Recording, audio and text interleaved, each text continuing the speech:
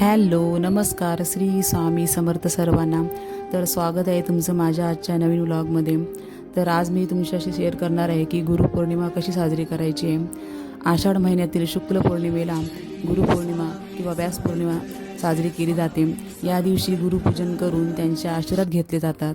आपल्या आयुष्यात ज्ञानाचा प्रकाश दाखवणाऱ्या प्रत्येक व्यक्तीला, मार्गदर्शकाला व शिक्षकाला वंदन करण्याचा हा विशेष सण आहे.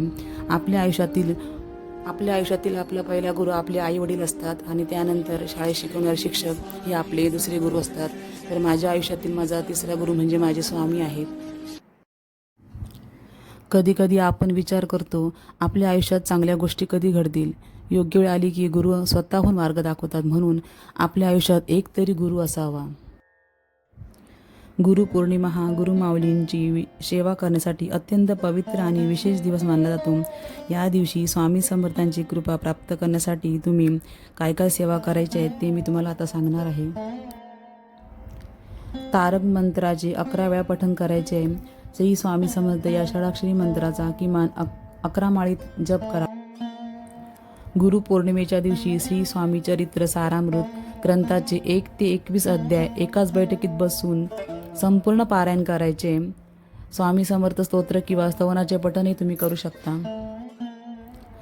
घरी स्वामींची मूर्ती किंवा पादुका असल्यास त्यावर कच्चे दूध आणि गंगाजलाने अभिषेक करावा. साध्या पाण्याने अभिषेक केला तरी पण चालतो. स्वामींची पंचोपचाराने पूजा करून स्वामींनाही न अत्तर लावावे. स्वामींना नैवेद्य काय काय दाखवावा असा प्रश्न तुम्हाला पडला असेल तर तुम्ही नैवेद्यात पुरणपोळी, बेसनाचा लाडू, खीर नाहीतर मग शिरा पण दाखवू शकता. गुरुपौर्णिमे दिवशी जवळच्या मठात जाऊन स्वामींचे दर्शन घ्यायचे आपल्याला आणि गुरुपद पण घ्यायचे आहे. या दिवशी तुम्ही उपवास पण करू शकता. या दिवशी आवर्जून उंबऱ्याला हळदीची लेप पण करायची आहे आणि देवबत्ती लावून उंबऱ्याची पूजा करायची आहे. तसेच समोरील दरवाजाजवळ सडा रांगोळी करायची आहे. स्वामींजवळ काही मागण्यापेक्षा स्वामींनी आपल्याला जे काही दिले आहे त्याची कृतज्ञता व्यक्त करायचा हा दिवस आहे. या दिवशी जितकं जमेल तेवढं नामस्मरण स्वामींचं आपल्याला करायचं आहे. होता होईल तेवढी सेवा आपल्याला या दिवशी करायची आहे. स्वामींना जलाभिषेक करून झाल्यानंतर जे तीर्थ तांबवनात राहणार आहे ते घरातील सर्वांनी घ्यायचे आहे.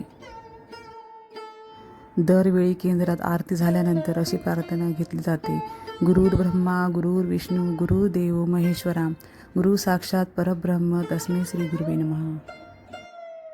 माझ्या स्वामींचं ब्रीदवाक्यच आहे, भिवू नकोस मी तुझ्या पाठीशी आहे.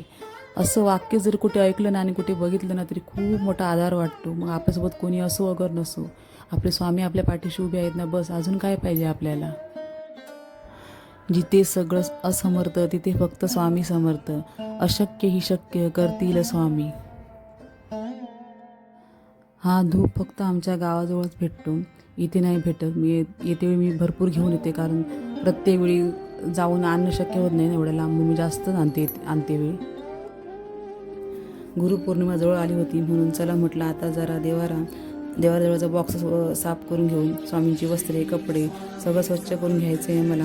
पूजेची भांडी पण मी घासून पुसून ठेवणार आहे जेणेकरून गुरुपौर्णिमेच्या दिवशी माझी घाई होणार नाही कारण त्या दिवशी मला वेळच भेटणार नाही आहे. व्हिडिओ आवडल्यास लाईक शेअर सबस्क्राईब करा. श्री स्वामी समर्थ सर्वांना.